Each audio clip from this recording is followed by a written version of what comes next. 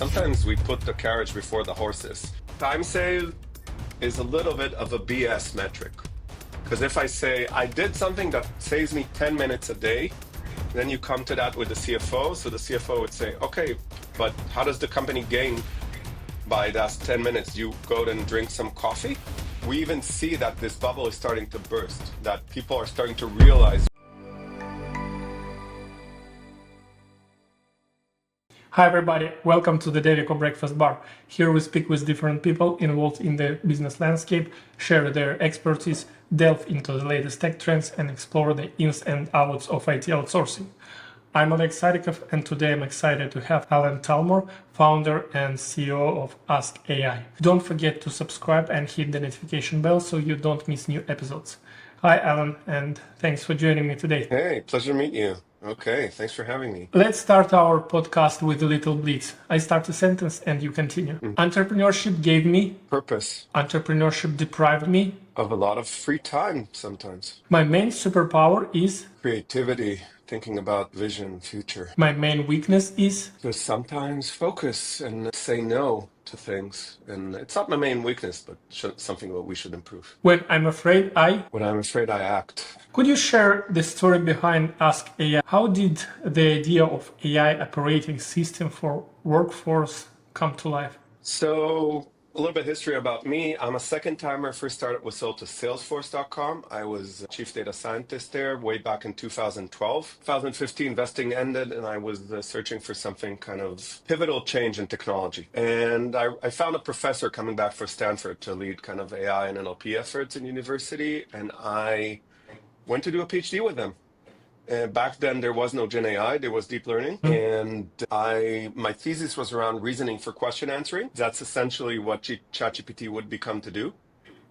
And we were fortunate enough to see this whole revolution unfolding. Even in 2019, we got a best paper with BERT. BERT was one of the first language models alongside GPT-1. It sounds like ancient history, GPT-1, but it's only 6 years ago. And we already in 2020 realized that something big is going to hit industry. So we opened Ask AI, but not with the goal of becoming a foundational model company, even though 25% of our companies have the high degrees in AI, but actually becoming a solutions company for enterprise with the idea that AI would disrupt eventually how we work, but that voyage would take a long time and it's just beginning right now. What is the most significant operational challenge you have faced scaling Ask AI, and how did the company, the team, or So we started with thinking about the whole enterprise. And one thing we realized is that's too many stakeholders at the same time with too many needs.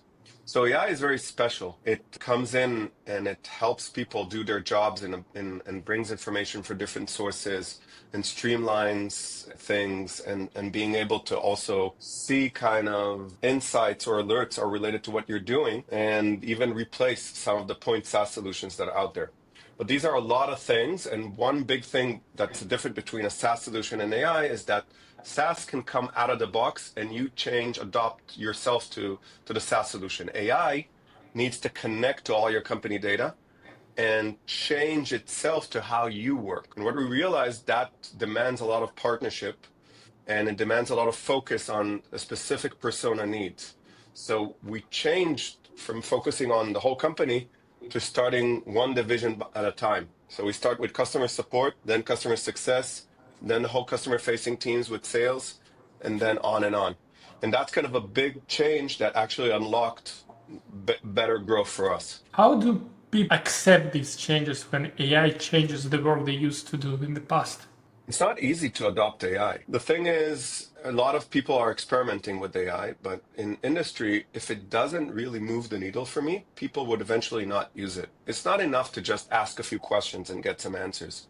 You really need to be using it 50, 100 times a day for it to really start impacting how you work. And so at the beginning, it was a little bit hard. We were going for too much superficial use cases, like just giving answers on top of company data.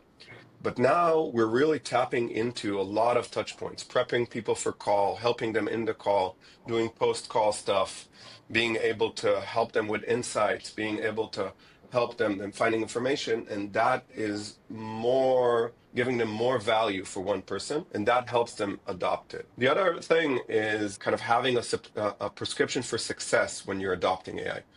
It's not just to give it to some of the users and they will use it. You need to also go to leadership and understand what would be kind of the ROI. How would we measure it? Then how do you communicate with the people? How do you run enablement? How do you help them change manage with AI? And these things are not easy, and that's where we see a lot of AI initiatives fail. A lot of AI initiatives are going too shallow and not really helping people change manage, and it's hard to change how you work. And only the ones that really partner with you and go deeper are the ones that start succeeding. As both founder and CEO, what does your typical day look like? How do you balance strategic planning and day-to-day operations? So typically, my day-to-day is very diverse. Like we have offices in Toronto and we have offices here in Tel Aviv.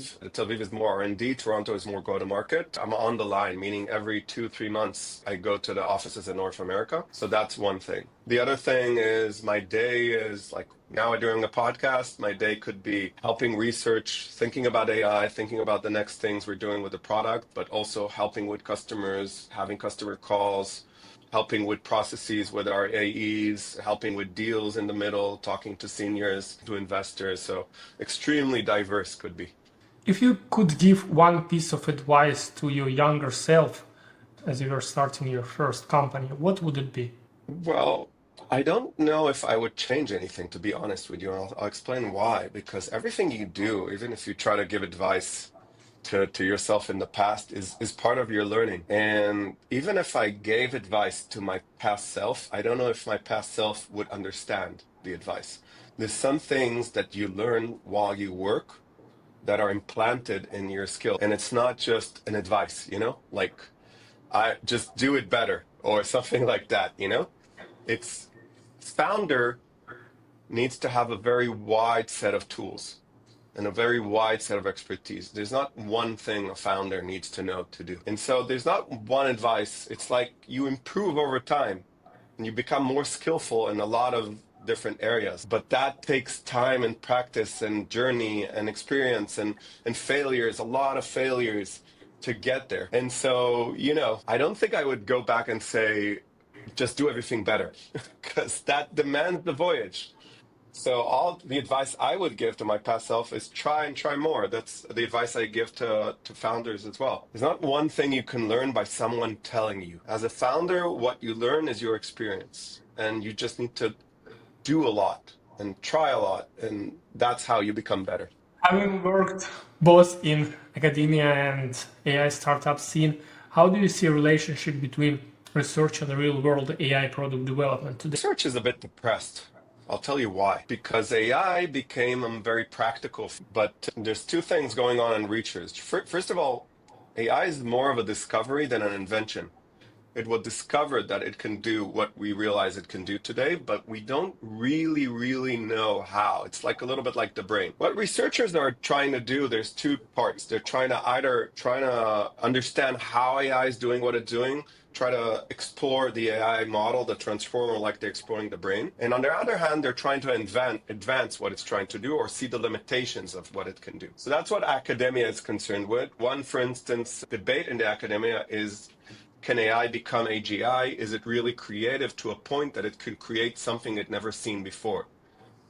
You always think maybe it's creating, but eventually it's capturing so much of the internet that it has seen pretty much what you showed it before, some variation of it. But real people, real PhDs, they really are able to be creative beyond what they've seen before, and we don't know if that's the limit of AI or not. So that's kind of what academia is doing. Industry is more about how to bridge the gap between what AI can do and what we as people that are working really need. And there is a gap. So if you think about why ChatGPT is hypey, it's mostly because it knows so much. You can ask it anything about medicine, about software, about companies. It just knows the whole internet. But when you come to your workflows, that's not the only thing you need. You needed to know your work, know your company, know things that it wasn't trained on. And then suddenly its performance changes. It's not as good as when you ask it about general knowledge, you know? And then that is a gap. That is a gap that causes people in industry to figure out, okay, so what can we do with this? What is valuable with AI? How do we make people adopt it? And so those are the differences. But when you think about how we collaborate, some of our people are researchers. They're actually interested on taking the boundaries from academia to people who are trying to advance AI and trying to see. Like, I'll give you an example. We're now having a pre-processing data layer that takes support tickets, for instance, and enriches them with AI, adds sentiment, add all sorts of indicators, and then on top you can have kind of an AI that asks questions. So the newer model have a bigger context, and then it can look at more tickets and be able to give you more insights about what are repeating topics and stuff like that.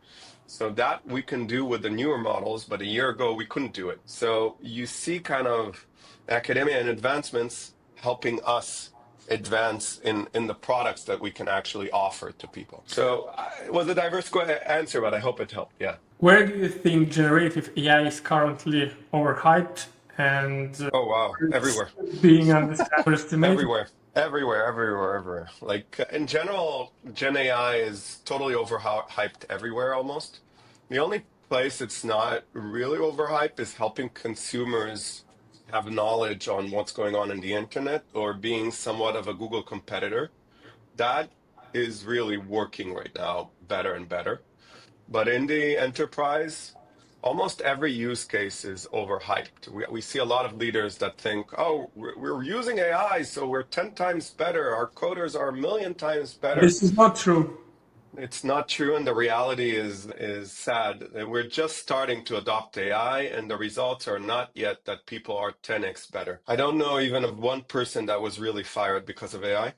Not one real person, and if they were, that was an accident, I think. The reality is that AI today mostly is scratching the surface in enterprising, helping us maybe summarize a few documents or being able to rephrase some language and maybe get some answers.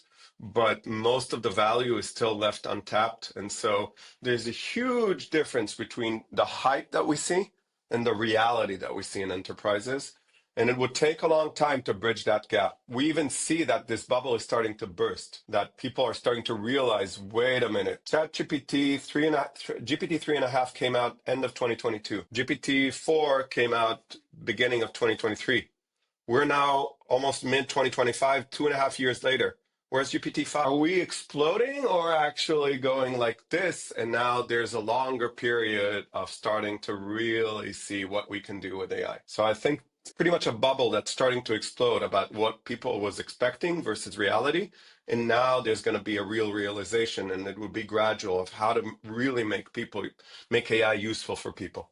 I completely agree. Most of my guests do believe that AI brings a lot of value, and it's really nice to see a person that is so deep into it and realizes that it's not so true as they expect, because we see the same in our company. In terms of AI ethics, where do you see the biggest risks right now, and how do you personally believe founders should address? First of all, let's start with people adopting AI and then go for AI ethics. Like, sometimes we put the carriage before the horses. The problem is not ethics. The problem is, let's get something useful out of AI. So, at least for enterprise, that's the problem. I don't think there's an ethics. Well, if you use AI in HR, you can get some unethical stuff going on, right?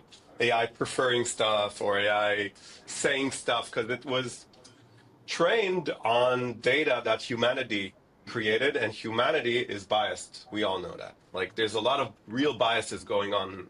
And AI was trained on those biases, and there's a lot of examples. So if you're using AI to kind of score people, that's typically a big no-no to do something like that. But if you're doing that, you will start getting biases from all sorts of reasons. So you should watch out for the use cases, especially if you're a company that, values kind of your moral or you're a public company that needs to be unbiased or something like that. So that's one.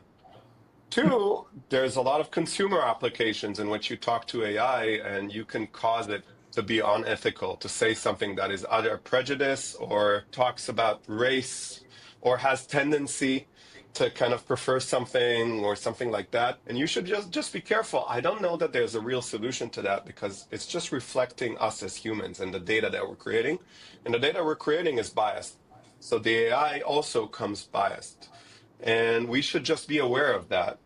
But again, I don't think that's the biggest problem we see right now in industry. The biggest problem is how to make AI valuable. Later on, we'll think about how to make it unbiased because, if no one is using it, it doesn't matter if it's biased or not. Many companies rush to integrate AI without clear use cases. How should businesses approach AI adoption strategically to drive real value? That's a great question. There's two things that you need in order to adopt AI. One is being able to show ROI in a very clear way. And two is to have a good AI partner to lead you to adoption. So let's talk about the first one. There's four things that are real ROI, and I'll tell you what is not real ROI: time save. Time save is a little bit of a BS metric. Because if I say I did something that saves me 10 minutes a day, then you come to that with the CFO. So the CFO would say, okay, but how does the company gain by that 10 minutes? You go and drink some coffee? Or what would you do with those 10 minutes? So time save is not a very good metric. There's four metrics, it's actually five, I'll talk about the fifth one, that you can really use in order to see ROI with AI. So one of them is ramp up of employees, if you can really know how long it takes. The second one is internal resources used, and companies typically don't measure that, but how much chatter is there in Slack or Teams? How many repeating questions? How much are people using each other? And can we make that a little bit less? How many internal tickets, stuff like that. And then there's two real metrics that are very interesting. One is what we call measurable capacity that ties to FTEs. So not every job role has that, but there's some, for instance, customer facing that have that. Measurable capacity is if I'm a support agent, how many tickets per day can I handle? Why is that interesting? Because if I can handle more tickets per day, you need less support agents, so you need less full-time employees, less FTEs.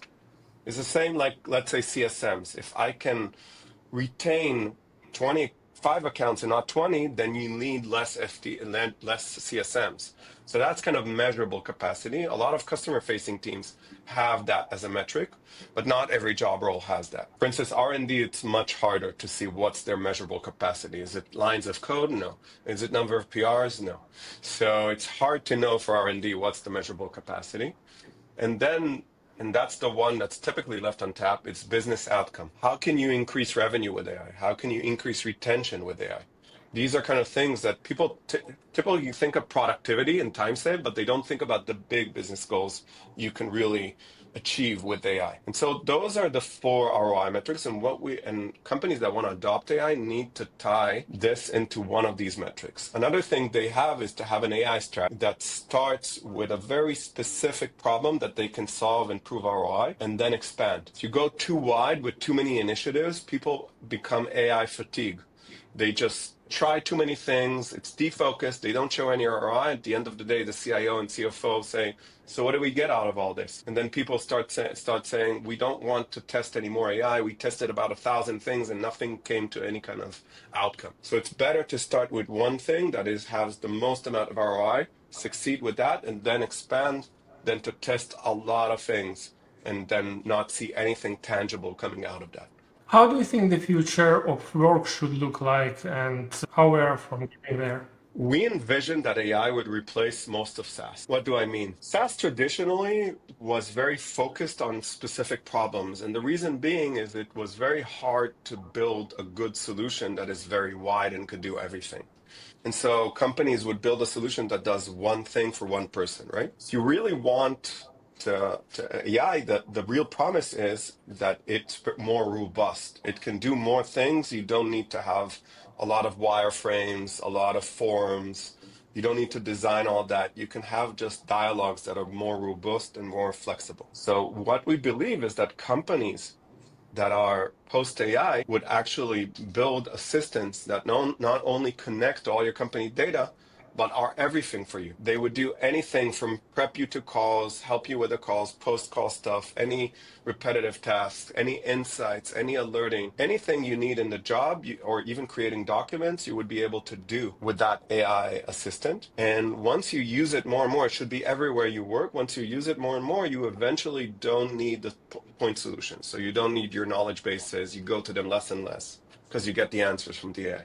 You don't need your ticketing system because you get all the tickets and what you need in AI. You don't need even all the way to the CRM itself because you stop going to the records because all the 360 of the customer is in the AI. That is pretty much the future, that you would have an AI assistant that's connected to all your company, and you don't open a million tabs. You just open what you need to do right now, and the whole company comes to you, and you have less and less SaaS solutions. You may have like 2, 3, or 4 SaaS solutions in the company, and all the rest of these point SaaS solutions that do one thing, fix your grammar, or do something else, they would just go away eventually. Interesting. What's your philosophy on IT outsourcing, in particular when it comes to maintaining quality and company culture? When you say IT outsourcing, you mean labor, like R&D outsourcing? Development, any types of outsourcing, tech outsourcing. Yeah, well, we use it ourselves. It's not exactly outsourcing. It's like we use vendors that are in different locations in the world and we hire them. It could be under an IT company that actually has them as kind of workforce, or it could be even in person, hiring someone through deal or something like that. We actually advocate for that because at the end of the day, if you have a good process and your product design is good and you have kind of clear tasks that and clear epics and clear projects that you can encapsulate, then I think global workforce is very, very, very beneficial. You can find the best talent in the world because you have the whole world as your options or your pool of talent. Whereas when you have like one office, you have like a very small proximity to the office. An office is great because, you can have people coming in and they can collaborate and then they can help each other. But in the end of the day, if you want a better talent pool, you need to somehow combine this with more world talent and more IT outsourcing. What are the key factors to consider when deciding whether to outsource a particular function or project? Well, it all depends on sometimes how core it is and how much collaboration do you need internally and the timeline. So if it's very core, it could be very much in the nits and crannies of your whole platform, and outsourcing it would be hard because they need to know a lot about what's going on. It's not very encapsulated, the project. If it's in a critical path, then and the customer is really waiting for a certain day, that could be a challenge because IT outsourcing could be a little bit slower in terms of communication or in terms of availability. It's rather better to have kind of an app project, a project that is not in a critical path. And that's also with respect to the timeline of the project. Like if you need something now, then you may want teams on ground that are ready to help now. If you have a more long-term project that is more visionary, more future, then you can outsource it and then get it back when you need it, but it's not in a critical path. What advice would you give to smaller companies or startups considering outsourcing? You need to tightly work with any kind of IT sourcing for it to be successful. You need a daily communication, you need daily touch points, you need a very clear definition for that to be successful. See a lot of startups making the mistake of, I don't even need product definition. I'll just tell them in general what I want and I'll get something back. No, it doesn't work like that. It's a different culture, different people. They don't know you. They can't imagine what you want. They don't talk to you every day. They're typically remote. And so having a very, very, very tight cycle of communication is critical for success with IT outsourcing. Thanks for your time. Thanks for joining me today. Amazing conversation. I really enjoyed it. Interesting opinions. I'm sure my auditor will enjoy listening to the podcast. Okay, I appreciate it very much. Thanks, Oleg. If you enjoy our discussion and want to stay updated on future episodes, don't forget to subscribe and hit the notification bell. That way you will not miss out on the latest insights and conversations from the Devico Breakfast Bar. See you in a week.